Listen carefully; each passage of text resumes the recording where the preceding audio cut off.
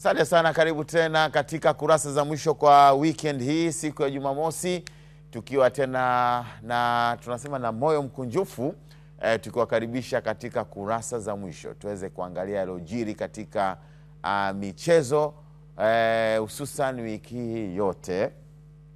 Nipo pamoja na Philip Nkin, na Morandi, Wilbert na Judith, tukiwa tunazungumzia habari za kimichezo ambazo zimejiri katika taarifa tofauti kwa siku ya leo. Leo hii Bayern Munich na RB Leipzig. Inawezekana Bayern Munich leo akatangaza ubingwa, kwa sababu tunaelekea katika mwisho mwa ligi ya season. Angalau tuliopita tuliona Liverpool katika ligi ya Uingereza. Wiki hii leo kuna Bayern Munich wanacheza na RB Leipzig. Harry Kane atafuta gundu. Kwa kombe lake la kwanza. Kombe lake la kwanza. Wewe umejuaje? Lakini anamfuatilia sana. Sinatakiwa ushindi wa aina yoyote. Akishinda atakuwa amefuta gundu. Lakini Hispania kule hakujakaa sawa bado. Kule kuna vita kule Hispania na Italy. Inter Milan na Napoli. Bado shughuli inaonekana ni pevu. La Liga, Real Madrid na Barcelona bado shughuli pia inaonekana ni pevu. Kwa angalau England wameshamaliza, tunasubiri leo tuone kama Ujerumani na watamaliza. Pale Italy tukaona nako kuna changamoto ya pointi chache. Yaani wamepishana pointi chache. Tutakuja kuangalia baadaye. Pointi chache sana ambazo zimeweza kupelekea kwamba kushindikana kwa haraka zaidi. Lakini hata hapa nyumbani ligi nayo inaendelea hivyo, na kuna michezo takriban 26 mpaka jana ni 24 kwa Simba. Kwa Simba 24. Mpaka jana ni 24 ambayo inachezwa. Kwa hiyo tunaelekea katika mwisho wa ligi kuu soka katika mataifa tofauti, na tunaingia katika ikifika mwezi wa 6 mwezi wa 5 mwezi wa 6 tumeingia katika kipindi cha karibu ligi nyingi sana kusimama, kasoro ligi ya Misri. Sielewagi ligi ya Misri bwana. Misri yani inakuwa ni wao tofauti kama vile wako kwenye dunia yao fulani. Msimu ambao Ahali wanashindwa kufika finali, walianza kulalamika mapema sana, wakisema kwa sababu wakati michuano ya ligi ya mabingwa inaanza, ligi ya ndani ilikuwa bado haijamalizika. Kwa wakawa wanalalamika kwamba wachezaji wao wamechoka, na ni kweli waliunga msimu. Yaani zile timu zote za Misri ziliunga msimu. Yaani kutoka msimu uliopita zikaunga msimu moja kwa moja bila kupumzika. Wana ligi yao kama unavyosema. Haya, kikubwa tupate wawakilishi ambao wanashiriki katika michezo ya kimataifa.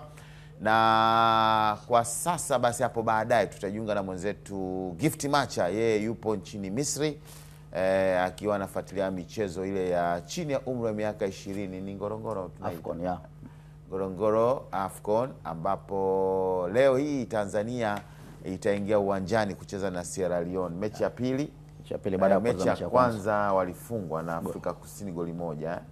Leo hiyo wanaingia katika mechi yao ya pili ya michuano hiyo. Kwa hiyo Gift Match hapo baadaye tutapata fursa kuweza kuzungumza naye kuhusiana na yaliyojiri katika mambo tofauti. Pia hapa mitaani basi tutakuwa na Ali Bakari kuweza kufahamu mashabiki wa kule mtaani wanaonaje fainali ya Simba ya kwanza tarehe 17 na tarehe 25, wakiwa wanacheza katika kutafuta nani bingwa wa michuano ya shirikisho. Kumekuwa na story nyingi sana. Kumechangamka Holland mara baada ya Simba kutinga hatua ya finali. Kwanza tuipongeze. Wanastahili. Mimi nilitoa 75%. Ulitoa 75%. Na mimi nilitoa 85%. Wewe ulitoa 85%. Wawili tulitoa 85%. Wengine wakabaki 50. Mimi 50-50 nilitoa. Mimi nacheza kwa 50. Mimi nacheza kwa 50-50. Na Abel. Na nani alikuwepo naye alitoa 50 na Faustin. Au Abel Faustin kutoa 50. No, mimi nilitoa 50. Judy yakuwepo. Yuko kwa Faustin. Haya, tumsamee Judy. Kwa hiyo hapo tumuulize kwenye finali Kwenye finali nani anachukua ubingwa? Asilimia. Au baadaye utalijibu ile, sio wakati unafikiria zaidi. Mechi ya finali ya Simba ni historia kubwa. Yeah. Sijui katika upande wa magazeti mnaionaje mechi hii ambayo kihistoria imeanza kushika kasi, inazungumzwa barani Afrika, inaleta kumbukumbu ya mwaka 1993, inaleta kumbukumbu ya mpinzani wake Yanga hivi mwaka juzi alifika katika hatua kama hii na kufungwa. Kwa kuna vitu vingi ambavyo vinazunguka, inaleta kumbukumbu ya, mimi naamini Yanga alitolewa kikanuni. Wewe unaamini Yanga alitoka kikanuni? Yaani alikosa ubingwa kikanuni. Alishinda moja. Kwa sababu ni yani kwenye matokeo alitai. Kwa ile goli la ugenini kama Simba walivyoenda finali. Yaani Simba ameenda finali kikanuni. Simba wameenda finali vizuri kwenye utaratibu wao, goli moja bila ambalo wameshinda. Lakini Yanga wenyewe matokeo yalitai. Yaani ilikuwa ni 2-2. Goli la ugenini likawaondoa. Ina maana ingekuwa kiulaya wangeenda kwenye penalti. Kwa sababu walitambui lile goli sasa. Ulaya sasa hivi wenyewe. Sisi tutoe ufafanuzi hapa. Sisi bado tupo katika ule mifumo ya zamani. Lakini Ulaya washasema hamna hayo mambo. Hamna goli la ugenini. Ingawa nalo sasa hivi wameanza tena kulipigia tena vita kama vile wanalitaka. Ulaya. Okay. Haya. Kwa hiyo yote Yanga hajawa bingwa. Hajawa bingwa. Iwe kikanuni, iwe kinani. Bwana tuliona siri yangu, lakini ndio hivyo. Uliona nini? Ushaanza siri yako ipi useme? Ndio hivyo. Kwa hiyo tuseme kwamba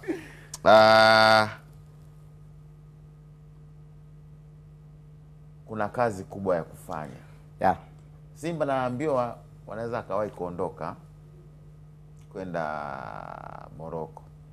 Wana mechi mpaka tarehe ngapi? 11 au? 11 Ratiba inasoma mpaka tarehe 11. Labda wewe niambie. Mpaka 11 Mpaka 11 ndio. Mechi ya tutazungumza zaidi ili tuweze kuboresha magazeti yetu jamani. Itabidi tuboreshe zaidi. Tutazungumza. Haya, vizuri. Haya. Lakini hiyo RS Berkane kule nimejaribu kufanya utafiti wangu, ana mechi ya mwisho kabisa ya ligi. Tarehe 4 ni kesho. Tarehe kesho, hiyo tarehe 3. Kesho ni tarehe 4 ana mechi kabisa. Yeye kwanza ni tayari bingwa wa Misri, wa Morocco. Katika ligi ya Morocco. Alitangaza ubingwa michezo mitano kabla hata mambo haya. Kwa msimu unaofuata tayari kwanza anacheza klabu bingwa. Hayupo tena katika mashindano. Hana pressure. Na alitangaza ubingwa michezo mitano kabla. Na kesho tarehe 4 ndio mechi yake ya mwisho ya ligi kumalizika kabisa. Ni bana, tumemaliza ligi. Tumefunga msimu. Unaona advantage gani kwa kumaliza mapema? Nataka Judith anijibu. Kumaliza mapema kwa RS Berkane, kupumzika. Simba ana michezo mpaka umesema tarehe 11. Ratiba inavyonionyesha mpaka tarehe 11. Tarehe 11. Alafu baada ya hapo ana mechi tarehe 17. Wakati huo Simba ana back to back ya ligi. Atacheza na JKT tarehe 5. Maana yake Jumatatu. Ndani ya zile saa 48 ambazo tulikuwa tunazisema mtego wa ubingwa uko hapa. Yeah. Bado uko vile vile au kutokana na hizo umeanza kuonekana jana. Mtego wa ubingwa umeanza kuonekana jana. Haya, Judy Them niambie, nipe hiyo. Kwa umuhimu wa kumaliza mapema, kwa mfano kama RS Berkane tayari kwanza ni mabingwa, na nafikiri wachezaji wake watapata muda mwingi sana wa kupumzika. Ni tofauti na Simba ambao bado wana mechi za ligi na hizi ambazo wanacheza kila baada ya siku mbili, nafikiri saa 48 wanakuwa wanacheza. Kwa hiyo kwenye kujiandaa na finali unaona RS Berkane wanakuwa na unawapa nafasi kubwa zaidi ya kufanya vizuri kwa sababu wachezaji wake watakuwa wana nguvu ya kutosha ukilinganisha na Simba ambao tumewaona hata jana walikuwa bado. Yaani ni kiporo cha kwanza hili unaona wachezaji tayari wana uchovu. Afu bado hawatakuwa na mapumziko, wataendelea kucheza mfululizo wamalize mechi zao, alafu wasafiri wakawafuate Berkane ambao watakuwa wametulia wanawasubiri tu Simba. Yaani watakuwa ligi wamemaliza hawana pressure yote. Labda kama watataka kuwa wanafanya maandalizi watafuta labda mechi tu za kirafiki za kawaida. Lakini Simba wanakuwa wanacheza mechi ambazo ni za ushindani, wanataka ubingwa ambao wameukosa mara 3 mfululizo. Kwa hiyo wanakuwa na mzigo mkubwa zaidi. Na kibaya zaidi nafikiri kuna mechi kabla hajasafiri ataenda Tabora. Alafu ndio aje asafiri kwenda Morocco. Kwa hiyo unaona hapo kunakuwa na changamoto. Wale Berkane pamoja na kwamba watakuwa wanatumia uwanja wa nyumbani, lakini pia kuna hiyo ya Simba kuwa na uchovu wachezaji kwa sababu hata jana tuliona rotation ya wachezaji wale ambao hawachezi sana walipopewa nafasi hawakumpa kocha kile alichokuwa anakitaka. Kwa hiyo ikabidi wacheze wale ambao tumewazoea kuwaona wanacheza kwenye mashindano hata ya kimataifa. Kwa hiyo unaona Simba watakuwa na kazi ngumu zaidi. Haya. Kiporo kitaliwa. Kiporo kitaliwa.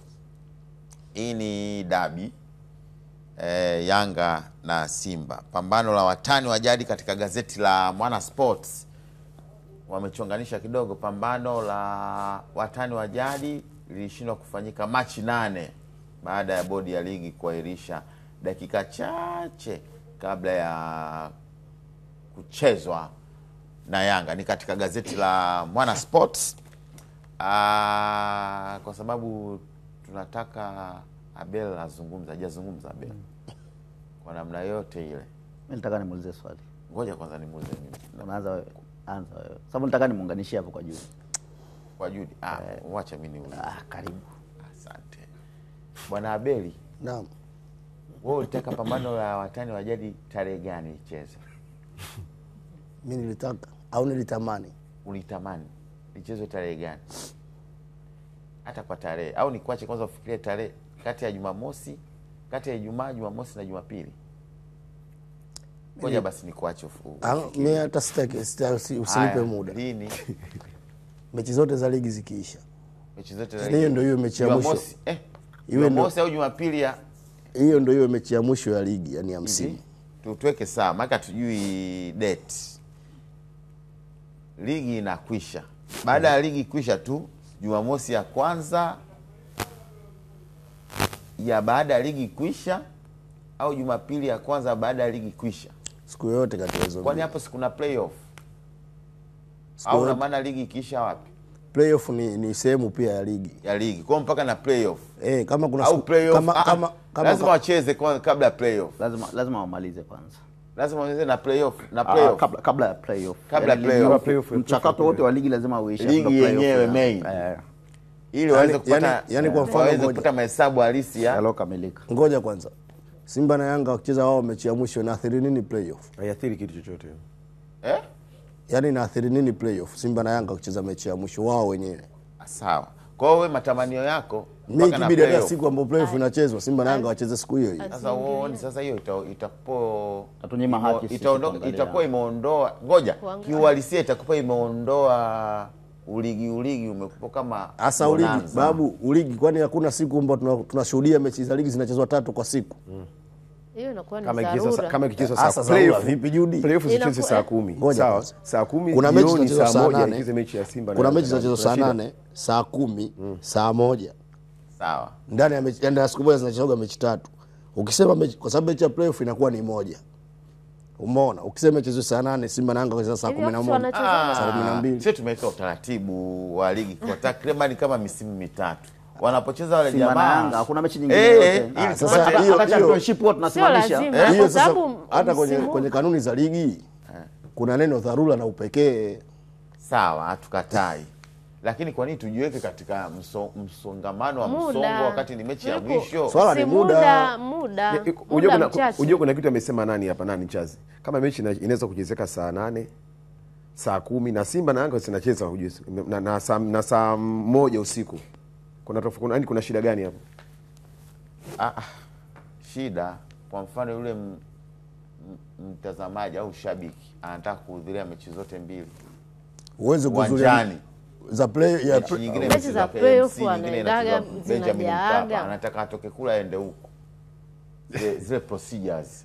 Na ndio maana kuna mambo usiweke mahangaisho. Kuna kitu kinaitwa upekee unajua. Simba na Yanga ambazo ni timu pekee unajua. Kwani hizo siku ambazo mechi siku moja inachezwa mechi 3, kwani hao mashabiki wa timu zingine watamani kwenda kuangalia hizo mechi zingine? Haya. Ni mjadala Kwa tumekubaliana vipi? Kwa hiyo inawezekana. Tufunge mashabiki wazungumze nao, wanaona raha ya wapi? Yaani mechi ichezwe baada ya ligi au mechi ichezwe baada ya mtoano katikati ya ligi, katikati ya ligi kuna katikati ya ligi hapa kabla haijaisha. Kwa sababu tunaamini kwamba kutakuwa kuna mpangilio mwingine katikati ya ligi, mwisho wa ligi kama ligi, ama mwisho wa playoff. Ndio babu, tumeka vizuri. Yaani huo mjadala sasa unakuja kutukumbusha ule mjadala wa aina yetu ya mfumo wa ligi zetu, wa mashindano yetu mawili makubwa Tanzania. Kwa sababu ukiangalia tunazungumzia ligi, lakini pia kuna finali ya FA, CRDB Federation Cup. Inawezekana Simba akaingia. Bado kuna mechi ya kipolo ya CRDB Federation Cup baina ya Simba na Singida. Sasa ndio maana nikasema kwamba kutokana na upekee, mimi ningeshauri mechi ya Simba na Yanga, kwa sababu ndio maana nikaipa upekee, kama ambavyo mnatamani kwamba kama mnataka mashabiki wa timu zingine wapate fursa ya kwenda kutazama hiyo mechi, basi ndio iwe mechi ya mwisho ya msimu. Basi tuseme kwamba mtego wa pambano la Yanga huko hapa. Ila Philip, mimi kuna kitu kidogo nikizungumzia hapo. Kama kiweja fulani. Mimi binafsi ningekuwa kama mtu wa kiongozi ama ni wa Simba, ningeshauri mimi timu yangu ni bora hiyo dabi icheze hivi karibuni na sio mwishoni mwa ligi. Kwa nini? Kwa nini? Mimi kwa mfano kama mimi, ile ni miongoni mwa timu kubwa, si ndio? Zile timu Simba na Yanga timu kubwa. Busara kweli, Simba akili zake zipo finali na Berkane, alafu au una maana kwamba baada ya finali ya CAF, yani ni bora. Na hata kama baada ya finali ya CAF kiuhalisia, sisi ambao tumeishi katika maisha ya mpira wa miguu, unakopa umetumia akili nyingi sana, ubongo mwingi sana, wachezaji wametumia nguvu sana, uwezi kuweka. Na mimi ndio na mimi ndio point yangu mimi iko hapo. Unajua kwa maana gani? Point yangu mimi, mtego wangu ni huo mmoja tu, kwa maana kwamba mtego kake kingia. Mimi nilichokiona mimi binafsi, kwa maana kwamba yani mechi ikichezwa baada ya ligi kumalizika, sawa? Tumeona mechi ya jana Simba walikuwa wanacheza kiuhalisia, performance yao utaona kabisa kuna baadhi ya wachezaji wamechoka, wanafatiki. Sana mfululizo wa mechi hizi, anatoka kucheza ligi, anakuja kucheza finali, sawa, shirikisho. Kuna mechi ya FA na CRB, sawa, bado tunaweka tena dabi tena, inakuwa ni mwisho zaidi. Utaona kwamba ni jinsi gani wachezaji watakuwa na uchovu mkubwa sana. Mimi kwa mfano jana hapa katikati, mimi sitaki kuamini kwamba Simba jana ito wali struggle kwenye ile mechi kwa sababu wachezaji wamechoka. Kwa sababu ukiangalia ambao walifanya timu irudi kwenye makali, yani kuonesha ilikuwa bora zaidi, ni wale ambao ndio siku zote wanacheza. Yani wale walioanza ambao wengi walikuwa wapata nafasi ya kucheza ndio wamecheza vibaya kuliko wale ambao labda pengine tunasema wale Simba haina kwa hiyo kitu kikubwa, mimi nadhani kitu kikubwa, kwa kifupi Charles, kitu kikubwa ambacho labda pengine kinaibua maswali ni ukubwa wa kikosi cha Simba, na ukubwa unatokana na kwamba gap, yani pengo la ubora kati ya wale ambao first 11 inaoanza, yani first 11 na wale wachezaji wanaokaa kwenye benchi, ubora yani wameachwa mbali sana. Lakini mimi sitaki kuamini kwamba jana eti Simba wamefungwa kwa sababu ya uchovu, kwa sababu ukiangalia Simba hajafungwa, struggle yani mpaka amepata ule ushindi. Wale ambao walikuja kuibadilisha timu ni wale ambao kila siku wanacheza, yani hata ukifuatilia ule mchezo jana, walivyoingia wale wachezaji akina Shabalala, akina Kapombe, ndio wamebadilisha mchezo. Yani ndio timu imerudi, unaona kabisa timu ile rhythm ya timu imerudi. Kwa hiyo nadhani pia ukiniambia hoja ya uchovu, mimi bado unahangaika. Lakini pia Kipolo hakitaki kuharibu ratiba iliyopo. Yani tukirudi kwenye hoja yangu, yani kama ratiba ilishakuwepo, yani uwezi ukasogeza yani ukaisogeza mechi ambayo ilikuwepo kwenye ratiba ili kiporo kichezwe. Na ndio maana mara nyingi kiporo kinapangiwa tarehe yake.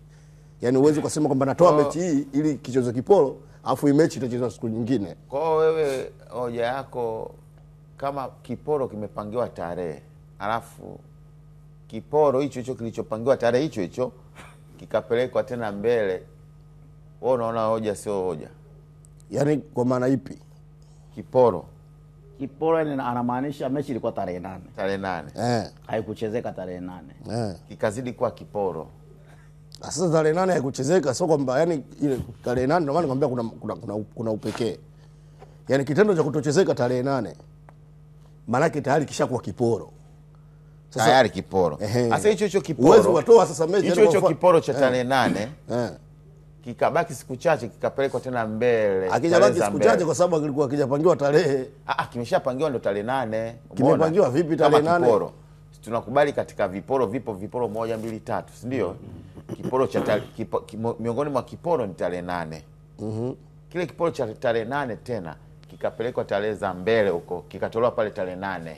Ndio utavokitoa pale, uwezi ukachomoa mechi ya ligi ili kile kichezwe. Tutaelewana tena baadaye. Haya, Simba bado dakika 90. Refa aweka rekodi. Refa gani? Sasa ni historia ya Simba. Mechi ya jana na maana. Simba bado dakika 90. Refa aweka rekodi. Ateba akipiga 2 Mashujaa. Ateba amefikisha goli ngapi? 10. Baada ya jana. Na ndio anaongoza. Aua ana 12. Aua nafikiri kuna mtu yuko juu ya Aua kwa goli moja kama sikosei. Mzize yuko mbele ya Aua kwa goli moja. Na maana kwamba kwa upande wa Simba. Kwa upande wa Simba ni Aua. Labda kama Ateba utaniambia anaongoza kwa magoli mengi ya penalti, sawa. Haya. Aucho akoleza mzuka Yanga. Huku mbele wamesema sababu 3 kesi kufutwa katika gazeti la Mwana Sports, utaweza kuifuatilia, lakini pia kuna picha ya Aucho ambayo nilitaka nianzie hapo. Aucho aiwai dabi. Hii ikiwa mara baada ya kuzungumzwa sana kuhusiana na haya mambo. Kwa hiyo Aucho anakaribia kupona pona, anarudi Ameza mazoezi ya gym. Ameza mazoezi ya gym. Haya, tuje katika ule mtanange wetu wa ligi. Tumeshapata timu wageni wa championship. Mbeya City amepanda naye. Ndio Mbeya City naye kashapanda. Kwa tumeshapata watu wawili. Tibwa juzi kafungwa eti. Tibwa alifungwa lakini ashapanda. Tibwa hajafungwa. Alishinda alisawazisha. Alisawazisha. Yaani alitanguliwa goli 2 pinja kwanza, pinja pili akasawazisha. Sawazisha. Lakini ashapanda kwa ana pressure. Ana pressure, ni kweli. Unaweza ukachezesha hata kikosi C. Haya. Wageni wale wa huku chini kwenye ligi wameshakuwa wageni rasmi wale Kagera. Ken Gold tayari Philip. Ken Gold kashakula na pilau. La kukaribishwa. Championship. Championship. Hapo chini yake uko Kagera na Mbeya City. Leo gazeti lenu hili babu. Sisi hapo hatusiki kwenye hilo. Msiki, ngoja basi ni aibu naona mimi, ngoja nikazane tu mwenyewe hapa tu. Kagera timu ya 10 ziko timu 16. Hii ya 16 tayari imeshashuka. God is tight. Tulimwambia lakini katika michezo ile 14 hii yupo kwenye michezo 14 akapiga mahesabu pale kwa 14 ya mzunguko wa pili. Mzunguko wa pili. Katika michezo hii 14 na kikosi hichi rasmi ilikuwa tarehe 21. Nakumbuka rasmi ilikuwa tarehe 21 mpaka tarehe unaikumbuka. Haya, Ken Gold ikiwa na pointi 16, imekusanya pointi 10 tu mzunguko wa pili. Kati ya ngapi? Kwa maana hiyo basi ipo na 6 mzunguko wa kwanza. Mzunguko wa kwanza kwa pointi 6. Mzunguko wa pili imekusanya pointi 10 tu. Yaani mzunguko ambao imefanya usajili wa wachezaji 24. Yaani kikosi kipya kimekusanya pointi 10 tu. Na target ilikuwa wapate pointi 30 ili waone 36 ambazo kweli zingewabakiza. Mimi natamani hata nusu hawakufika. Yani mimi nilichoona hapa mwishoni sijui kupo na hisi una wachezaji na viongozi sio kwa sawa. Mimi sielewi maana mimi natamani mpaka leo unapozungumza Ken Gold kuna wachezaji hawana vibali. Mimi natamani Morrison azungumze. Azungumze nini sasa? Hajacheza au Morrison mwenzetu kacheza? Kacheza kacheza mechi moja nimemuona mimi. Lakini katika mechi anacheza unamwona anavukimbia vile kabisa. Unamwona kabisa yule anaumwa bado. Ana injury. Sio kimbia yake Morrison unamjua sisi. Anakimbia unaona kabisa bado haja sawa, haja fit 100%. Kwa nafikiri naona kama wamelazimisha vile kucheza na hisi kitu kama hicho. Lakini sidhani kama alikuwa fit 100% kucheza. Kama angekuwa fit Kagera Sugar ina pointi 22. Kagera Sugar ina pointi 22, nafasi ya 15. Nafasi ya 15. Katika gazeti la Mwana Sports, Kagera Sugar iko katika nafasi ya na Connect Story iko katika nafasi ya 15. Hii ni katika msimamo. Lakini katika gazeti la hili Kaseja watuliza mastaa Kagera. Sawa? Sawa. Kagera Sugar bado hajawa mgeni. Bado anaweza kupambana. Prison sina ngapi? Mechi 3 na pointi 9 hizo. Kagera muujiza tu ndio atakayombakiza. Miujiza. Shida zake zote hizo. Mimi kama mimi namhesabia Kagera kashuka. Huyu wa 27 playoff. Yaani kwangu mimi wa 27 Prison. Yani, pointi 27. Prison ni playoff. Unajua kwangu mimi yani sio kama labda naiombea Kagera ishuke. Lakini kishafikia hatua kwamba wewe hata ukishinda mechi zako bado huna matumaini ya kupata kile unachokipata mpaka utegemee matokeo ya mwingine. Shida. Yaani kwenye mpira hiyo shida. Yaani kwa mfano kama sasa hivi Kagera anatakiwa aombe Prison mechi zote 3 zilizobakiza afungwe. Yeye ashinde zote 3. Sasa unashinda 3 kwanza za kwako. Kwanza ukishinda zake kwanza. Zake ashinde. Yaani kwanza ushinde za kwako. Prison michezo yake ni pamoja na Yanga hapo. Prison ana Coast, ana Yanga, ana Singida Black Star. Hizo migumu hiyo babu. Sawa. Yote jiwe. Sawa. Prison ana michezo migumu tumekubali. Kagera. Haya Kagera ana Mashujaa. Nyumbani. Mashujaa mwenyewe anaenda kuona wenyewe hao. Akitoka hapo ana Namungo Majaliwa. Ngumu. Akitoka Namungo Majaliwa KMC na Simba. Vipi babu, mbona kuna kichwa? Haya. Haya. Pamba Jiji 27 naye. Yuko sawa. Na anapambana na Prison hapo. Nani aondoke kwa sasa advantage ya Pamba na mechi 5. Katika 5 3 nyumbani. 2 ugenini, moja za ugenini na Ken Gold. Hapa naona 4. Ameshacheza mechi 4. Ameshacheza mechi 20 ngapi? 26. 26. Washacheza 26. Abakiza 4. Wambakiza 4 katika hizo 4, 2 ugenini ambao moja na Simba ambao ndio nakuja hiyo. Afu bado nyingine ana mechi na Ken Gold Mbeya. Ken Gold ashashuka. Ambaye kashashuka na ana mechi 2 nyumbani. Za maamuzi za nyumbani ukatenda kumaliza kwa mwenyewe atajua na mwenyewe. Sababu Pamba ni moja kati ya timu ambayo imefanya vizuri zaidi nyumbani, si ndio? Yes. Sawa. Mchezo mkubwa pia kufanya vizuri sana nyumbani. Kwa tuseme katika hii level ya huku chini tayari kumeshaonyesha dalili. Kuna kimstari fulani kinapita ingawa akijakolea sana. Kinaanza kupita. Kagera anapishana na Mtibwa.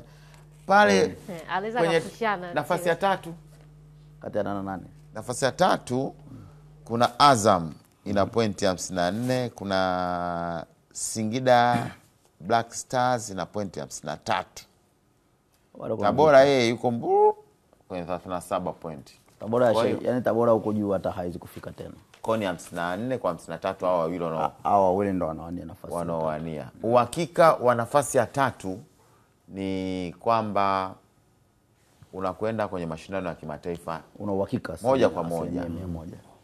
Nafasi ya 4 maana yake kwenye FA sasa hivi unamwombea JKT atolewe. Ndio shida ambayo iko hapo. Kwa unaombea ni hapa kwenye JKT ndio? Hapa kwenye nusu finali Yanga amuondoe JKT. Akishamuondoa ndo unakuwa na uhakika. Kwa hiyo Singida hapo na Yanga.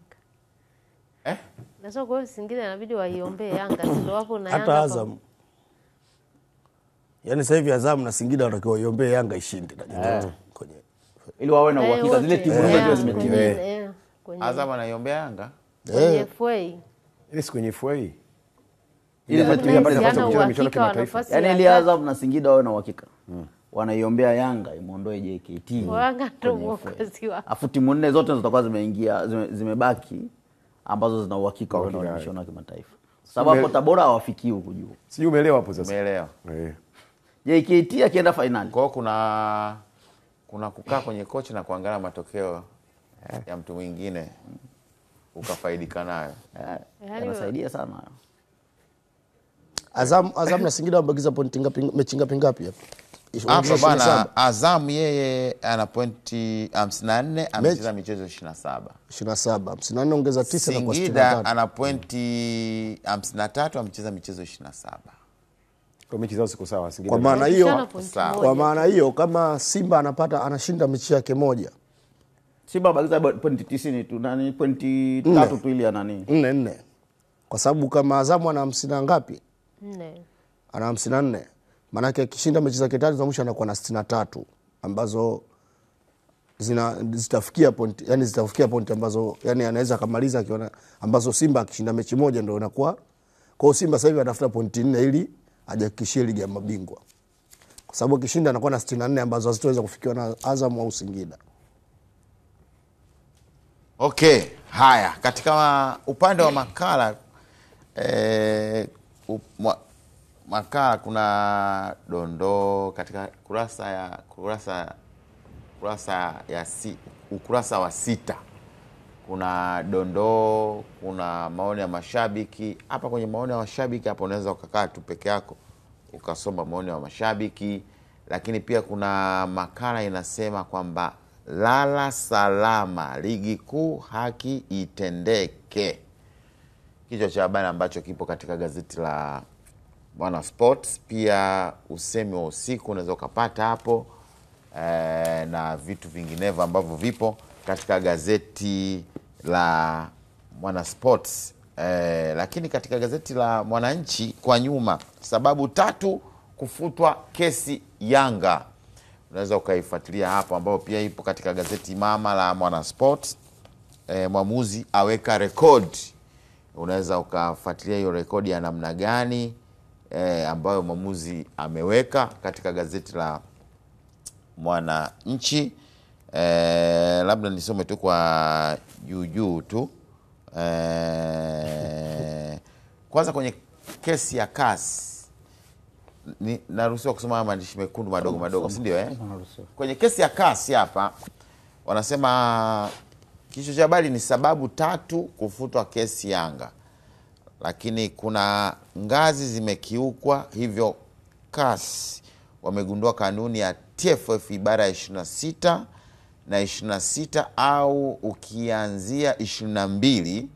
Kuna kamati ya rufaa na Yanga haikuanzia huko kwa kufuata mchakato, na badala yake wamekwenda moja kwa moja kule moja kwa moja.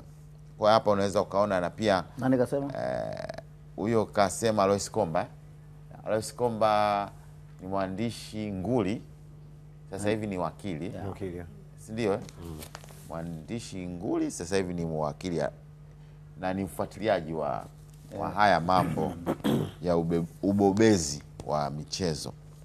Lakini katika hii swala la mwamuzi aweka rekodi, utajua mwenyewe mwamuzi wa namna gani, lakini utapata katika gazeti la Mwananchi ambao wameandika kwa urefu kabisa kuhusiana na hoja ya huyo mwamuzi. Katika gazeti la Habari Leo, Simba mdogo, ikiwa ni katika gazeti la Habari Leo. Lakini pia CAS yairudisha Yanga TFF, ikiwa ni story ambayo toka juzi inazungumzwa. Yani kurudishwa kwa kesi TFF maana yake kwamba kutakupo na mchezo huo, lazima uwepo mchezo wa ligi kuu soka Tanzania bara wa watani wa jadi, Yanga na Simba, kama hakutakuwa na swala lingine. Kama hakutakuwa na swala lingine. Hivi utaratibu wa kwenda kasi lazima ulipie? Lazima ulipie. Yes, ile kesi unalipa. Kwa hiyo ina maana Yanga walishalipa. Haya, kwa hiyo ndivyo hivyo katika gazeti la Habari Leo. Katika gazeti la Uhuru, Simba Sports Club yatafuna kiporo cha Mawese. Katika gazeti la Uhuru, Simba Sports Club yatafuna kiporo cha Mawese. Katika gazeti la Uhuru, Mawese mafuta Mawese ya. Kwani kuna kukamua? Kwani Mawese anaweza kawa na kiporo? Ngoja kwanza. Nataka niende, kuna kukamua yale manani yale. Unakamua ndo unapata. Nakamua. Yale hayaliwi. Sijui labda kama yanatumika kwa njia nyingine. Kwa kufanyia kitu kingine. Abeli vipi? Mimi nimemuelewa. Anasema kiporo cha Mawese. Yaani ni kama chakula ambacho kimepikwa kutokana na mafuta ya Mawese. Kwa sababu kama ingekuwa hicho mnachokifikiria, kwa sababu ile ni chikichi. Yaani tofauti kati ya Mawese yani na chikichi. Chikichi yani ndio ile ndio unayokamua ili upate Mawese. So mimi nimemuelewa anaposema kiporo cha Mawese. Mimi nimemuelewa binafsi. Sasa hivi tukumbushane katika masuala ya uandishi wa headline. Haina utata. Kwangu mimi sijaona utata. Unaweza ikakuchanganya au unaweza ndo ukaelewa, lakini ndo mpaka kama Charles hapa. Tulisema headline tuchanganye, si ndio? Yaani kuchanganya, unajua simchanganye msomaji. Headline inaofanya vizuri kwenye soko ni headline ambayo ina controversial. Yes. Kama hii Mawese. Inaweza kuwa na controversial ambayo inaeleweka. Hiyo kwa jinsi Charles alivyosema nimeelewa mimi. Kwaona mimi ningeikuta sehemu kama sijui jana ulikuwa kuna mechi, lazima nipe nikaona hicho nini ambacho Mawese ina relate na Kigoma. Yaani unajua ukishasema Mawese tu mtu anajua moja kwa moja umeitamka Kigoma Mashujaa. Kwani unakuwa unaunganisha tu. Na kingine nafikiri ubunifu unakuwa ni mzuri zaidi. Kama ubunifu ambao umetumia hapo mwariri, nafikiri ni ubunifu mzuri ambao inakuwa ni tata. Ile inakuwa ni tata. Ile ambayo inakuwa ni moja kwa moja. Of course kwamba ile yani zinajulia zile Simba yashinda, of course matokeo yanajulikana kabisa kwamba Simba jana kashinda. Kwa hiyo kwenye Simba yashinda moja bila. Simba suni na nini, nafikiri ile kama hizo ubunifu zinakuwa ni nzuri, zinakuwa ni tata ambazo hata zinamshawishi msomaji kununua gazeti kusoma nini kinachoendelea huko. Kwani sikule nako nani Judith katuambia kule Mawese hata migebuka ipo. Ungeweka pale migebuka pale na kiporo sikinaendana. Mimi kwa hiyo ningeona nzuri zaidi. Headline moja iko chini kabisa kwenye Uhuru hapo. Kwenye Uhuru wanasheria. Hii wanasheria nchini. Katika ile kesi ya kasi. Hiyo kesi ya kasi. Ni kesi ya kasi. Okay. Inaonekana baada ya kasi kuzungumza kutoa ile press release, wanasheria inaonekana wanasheria nao wameingia kati hapo. Lakini kuna mwanasheria mwingine mmoja jana sio anasikia amejiuzulu, sio amejiondoa. Amejiondoa kama sikisei kwenye hii ya Yanga. Amejiuzulu katika nafasi hiyo yao, yani mwanasheria ya wanasheria wa timu. Hivi ni alijiuzulu au niliona tu alisema niacheni, naombeni nipumzike. Yani aliandika tu kwenye nani yake. Alimjibu mtu mmoja akasema yeye hayupo tangu mwaka jana. Lakini katika taarifa ya kasi jina lake yeye yupo. Yaani yule ni kama alikuwa anazungumzia kama hakuwa sio mwajiriwa, lakini yupo kwenye jopo lile. Ndio yupo, ndio kahusika. Ndio yupo kahusika. Sasa mimi nakumbuka mimi statement ya kwamba alijiuzulu sio ya mwaka huu. Yaani kama alijiuzulu akarudi. Lakini statement ya kwamba anajiuzulu sio ya mwaka huu. Inawezekana alijiuzuru alafu bado akarudi akaendelea kufanya nao kazi. Na jana tu ndo alivyosema naombeni niendelee kupumzika. Kitu kama hicho aliandika. Jana kaandika kwenye niache niendelee kupumzika. Kwa hiyo labda huenda amejiondoa katika timu, lakini labda katika kesi labda naye kwenye kesi unaweza kumchukua tu. Unaweza kumchukua kwenye kesi. Issue ni yeye kushiriki. Yaani wewe ameshashiriki kwenye kwa sababu jina lake pale lipo. Ni sawa. Yaani kwa wanasheria ni sawa. Nafikiri hata nilikuwa naangalia majina ya wale ambao walipelekwa TFF. Kuna mmoja pale jina aliona geni pia silijui. Ni Mkenya. Unaona kwa hiyo ni sheria inawezekana. Ile ulikuwa unaweza ukamchukua mwanasheria yote ukamweka kwenye kesi yako akaenda kupambania. Sababu ile ni biashara kama biashara nyingine. Kwa nafikiri sio kosa ya jina lake kuwepo pale hata kama alikuwa ameshajiuzuru. Lakini yumo sasa. Yumo. Mbona kwa maana? Okay. Sababu za labda tupeane formula za playoff jamani. Inawezekana watu wanasikia lakini tuelimishane jinsi ya kucheza zile playoff. Kucheza ile playoff. Chazi amza kufafanua vizuri. Kwa maana kwamba timu ya ligi kuu inacheza na ya huku tunapata timu ambayo inashiriki ligi. Tunazungumza kwamba huenda Kagera asicheze na Ken Gold. Na kule championship kuna Mtibwa na Mbeya City ambazo tayari zile hazihusiki kwenye championship. Je, playoff inatoa timu gani championship na timu gani ligi kuu? Chale. Playoff kwa ligi kuu inacheza timu ambayo iko nafasi ya 14 na 13. 14 na 13 wanacheza pamoja ligi kuu. Wanacheza wenyewe kwa wenyewe. Ambao kwa hapa haraka 14 na 13 ni Pamba na Tanzania Prison. Kwa sasa mpaka leo. Hadi leo. Pamba na Tanzania Prison. Wakishacheza timu ambayo inashinda inabaki. Ligi kuu inakuwa imejikisha kubaki. Timu ambayo inafungwa inamsubiria timu ya playoff wa championship. Ya championship ambayo kule anacheza mshindi wa 3 na wa 4 kwenye msimamo wa ligi. Ambao nafikiri Stand United na Geita Gold. Na hapo katika playoff mtu wa 14 anaanzia nyumbani kwa ligi kuu. Playoff. Yaani kucheza mechi za playoff. Mtu wa 14 anaanzia nyumbani. Kule championship mtu wa 4 anaanzia nyumbani. Alafu wakikutana wenyewe kwa wenyewe. Wa championship anaanzia nyumbani anamalizia ugenini kwa mtu wa ligi kuu. Kwa hiyo anachomaanisha Charles sasa kufuatilia. Hizo timu mbili zimeshapanda za ligi kuu. Mbeya City pamoja na Mtibwa. Kuna uwezekano zikawa ndo hizo tu. Ambazo zinabaki. Wanacheza mchezo mingapi? Mchezo mmoja wote. Yani namaanisha hivi. Zinatakiwa zipande timu 3. Inawezekana kutoka championship zikabaki hizo tu. Yule aliocheza playoff akishinda huku, akienda kule akipambana akishinda anarudi tena kwenye ligi. Kwa hiyo hapo sasa kati ya Pamba na Prison na kule kati ya Geita na Stand ndizo zinacheza katika mambo ya playoff. Lakini kwa ligi kuu kama msimamo utabakia hivyo. Kama msimamo utabakia hivyo mpaka hivi. Kule kwenye championship nafikiri kuko hivyo. Sababu kule championship hawezi kubadilika tena. Kule imebakiza mechi moja tu. Alafu hamna mtu chini yao anaweza kuwafikia. Hamna kwa sababu Stand United ina pointi 60, Geita Gold ina pointi 56. Anayefuata hapo Mbeya Kwanza ana pointi 53 ambazo hawezi kufikia kwenye 55 wala hiyo. Kwa hiyo automatically Geita ataanzia nyumbani dhidi ya Stand.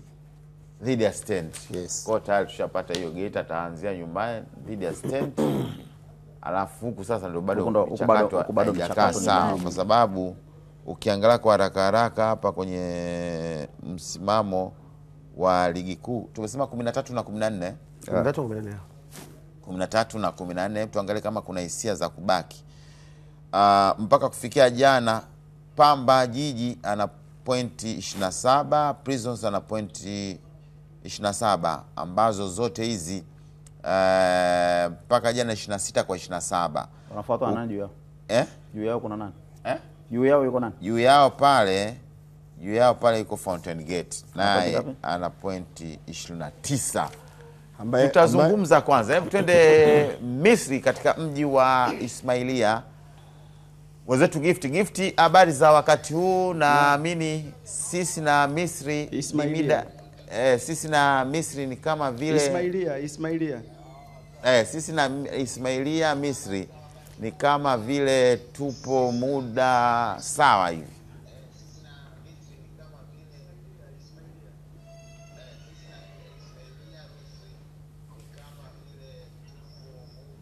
Vipi hali halisi ikoje Gift? Yani kweli Philip, muda ni sawa kabisa, hatupishani hata dakika moja.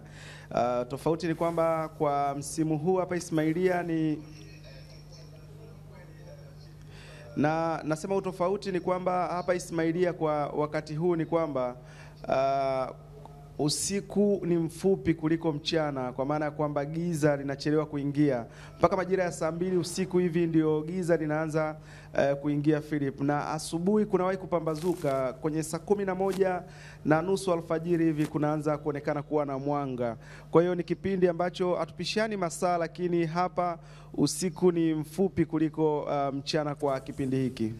Haya, tuje leo, najua ni mchezo wa pili kwa timu ya taifa chini ya umri wa miaka 20 dhidi ya Sierra Leone. Mechi ya kwanza tunaamini waliteleza tu kidogo dhidi ya Afrika Kusini kwa sababu walifunga goli moja tu.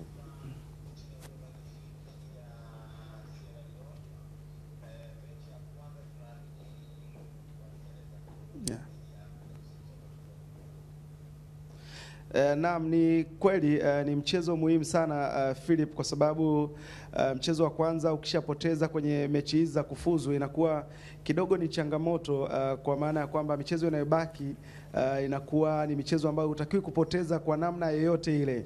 Na ukitazama Tanzania ilipoteza goli 1-0 kwa Afrika Kusini, lakini Sierra Leone ni timu ambayo haijapoteza mchezo kwenye mechi hizi za kundi A, ikiwa imecheza michezo miwili, imepata sare moja na kushinda mchezo mmoja. Hivyo ni mchezo muhimu kwa Ngorongoro Heroes kuweza kupata ushindi, kwa maana kuipunguza kasi Sierra Leone. Kumbuka kwamba wenyeji Misri tayari wao wameshinda mchezo mmoja, Afrika Kusini naye kashashinda mchezo mmoja. Hivyo ikitokea Ngorongoro Heroes wasipofanya vizuri leo, watajiweka kwenye nafasi ngumu sana ya kufanya vizuri kwenye michezo ambayo itakuwa imesalia, ambayo itakuwa ni miwili. Kumbuka kundi hili lina timu 5. Lakini nimeona jana kocha Boniface Mkwasa akiwa na kocha mkuu wa Taifa Stars Emedi Morocco pamoja na Jamhuri Kiwelo Julio walikuwa na program ndefu kidogo ya mazoezi na ambayo yalikuwa yanasisitiza sana kwenye eneo la kufunga. Lakini pia baada ya mazoezi kulikuwa kuna program ya recovery kwa ajili ya kuweka misuli vizuri ya wachezaji ili leo waweze kwenda kupambana na kufanya vizuri. Na wote wanakuambia kwamba huu ni mchezo ambao hauhitaji matokeo mengine zaidi ya kwenda kupata ushindi. Haya, asante sana Gift. Naamini kwamba utazidi kutupa nini ambacho kinaendelea, hasa ukizingatia, tukumbushe mechi saa ngapi ili mashabiki waanze kulipia market. Tunajua kwamba hii ni under 20. Tunaamini kabisa kwamba mara baada ya mechi ya leo tunaweza kupata picha halisi ya nani anakwenda wapi na nani anakwenda wapi. Nilikuwa naongea na Nkini hapa, nikamwambia hivi Misri wenyeji wapo, akasema lakini ulivyotaja hilo benchi la ufundi nimepata uweni, kwa maana kwamba kuna Jamhuri Kiwelo Julio, kuna Charles Boniface Mkwasa, wachezaji wa zamani wote hao. Kuna Hemel, wote na wachezaji wa zamani wote hao ni wachezaji wa zamani, wanafahamu soka la Kitanzania na nini wa Tanzania wanakihitaji. Kwa hiyo tuna imani nao na tunaamini kabisa kwa kuwa wako huko wataweza kutupa kitu kizuri, walau tuweze kufika katika hatua za mbalimbali hivi kwa namna moja ama nyingine, kwa sababu mashindano kama haya ya chini ya umri wa miaka 20 ni mashindano muhimu sana katika mataifa tofauti tofauti. Asante sana Gift. Sierra Leone ni wao uliniambia wiki iliyopita kwamba walikwenda kwenye kuombewa. Kuna mtu alisema, sio kwa mimi. Shazdo alisema. Ni hii timu? Yes. Tayari na matokeo positive. 4 tayari. Walishinda mechi moja Nafikiri ameshacheza na mwenyeji. Ashacheza na Misri. Ndio kutoka sare. Kutoka sare na Misri. Hiyo timu ni nzuri. Sierra Leone wako vizuri sana kwa timu ya vijana. Sierra Leone. Unajua wale wanatafuta namna ya tunatokaje tena. Walishawika. Kwa hiyo namna ya ni project mpya. Project mpya. Ya ambao na mimi nilikuwa naifikiria sana kwetu kwenye hii timu yetu ya under 20. Yaani moja ya timu ambayo nilikuwa nafikiria kwamba ilikuwa inatakiwa ipite kwenye project hiyo ya kutupeleka AFCON 2027. Nilikuwa naifikiria kutokea under 17 na hii ya under 20. Kwanza nilikuwa juzi nakaa kimawazo mimi mwenyewe. Nafikiria TFF imefanya jambo muhimu sana. Ushiriki wa kila kitu katika kitu kinachoitwa mpira wa miguu. Under 17 tumeshiriki. Tumeenda AFCON, hatukufanya vizuri lakini tumeshiriki. Jambo ni kushiriki. Tofauti na miaka ya nyuma. Under 20 tumeenda, ndio hii ambayo tupo sasa hivi. Wanawake tutashiriki. Tutaenda. Futsal tumeenda tumeshika nafasi ya pili. Ni mara ya kwanza ya pili. Hii ni mara ngapi? Hii ndio kwa mara ya kwanza. Ndio mara ya kwanza tumefanya vizuri sana. Na tumefuzu kombe la dunia. Na ile mechi mimi niliangalia. Mpaka mapumziko, sio ndio mapumziko ya aina gani yale, lakini mapumziko half time. Tupo tunaongoza goli 2-1. 2-1. Tupo tunaongoza goli 2-1. Yaani ile ni comeback ambayo imekuja baadaye ya wale wa Morocco. Na ilistahili ile comeback. Yaani ilikuwa inaonekana. Yaani hapa tunalazimisha. Yaani kiukweli kama Morocco wasingeshinda ile mechi tungefurahia kama Watanzania, lakini mpira ungekuwa hujatenda haki kwa Morocco. Kwa kuanzia angalau hapo tupo. Haya, alafu tumeshiriki pia katika mashindano mengineo yale ya mashindano ya school yale. Tumechukua ubingwa. Pawasa kocha. Ukiangalia kuna mwanga mbele ya safari. Yaani unauona kabisa mwanga. Alafu kuna mambo ya beach volley, beach soka nayo yamo ambao tunashiriki. Na tunafanya vizuri. Yaani mashiriki na tunafanya vizuri. Yaani mpaka niliona na pool, sijui ni pool ile. Cricket. Au ni cricket. Cricket imefuzu kombe la dunia. Cricket. Okay, tutarudi tena katika hiyo mijadala. Twende kwa hali Bakari, yeye yuko mtaani. Tulisema hili swali letu tunalihifadhi ile la watani wa jadi wacheze lini. Ali, naamini kabisa umetufuatilia. Naam. Katika mjadala wetu mara baada ya kesi ya ile ya CAS tukasema kwamba hivi sisi kama mashabiki, kama mimi hapa tunaweza tukachagua siku ambayo sasa tucheze lini. Tukaangalia hii dabi ya Yanga na Simba, labda icheze kabla ligi haijaisha hapo, au icheze baada ya ligi kuisha, au icheze baada ya michezo yote ya mtoano iwe ligi ya mwisho, au tusubiri mpaka ile ya CRDB finali ipite tucheze. Mashabiki wanaonaje hapo? Asante sana Filipo Cyprian, nashukuru. Mimi nimeamkia hapa eneo la Tazara, yani kama unapita hii njia kwenda uwanja wa Benjamin Mkapa, hapa Tazara hapa upande wa pili ndio kuna kijiwe cha magazeti hapa. Nipo na ndugu yangu Faraji Ngaroka. Nimekusikia vyema kabisa. Bila shaka Filipo Cyprian uliyapitia kwa uzuri magazeti, hasa magazeti ya michezo ambayo ndo kipindi hiki ndo kinahusika nacho kwa zaidi, na habari ambazo zimetawala katika magazeti kama hivyo unavyoona kwamba sababu 3 kesi kufutwa, lakini pia Aucho aiwai dabi.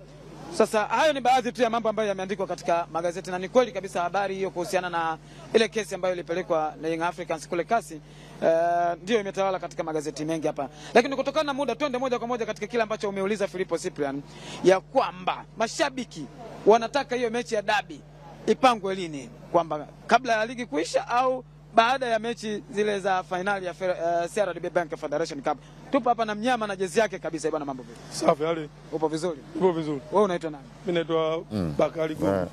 Bwana, baada ya matokeo ya CAS na kama vile ilivyoandikwa katika gazeti la Mwanasport hapa, unafikiri ama wewe kama shabiki wa mpira unapenda hii dabi ichezwe wakati gani? Baada ya finali ya ile CRDB Bank Federation Cup au ichezwe hapa katikati?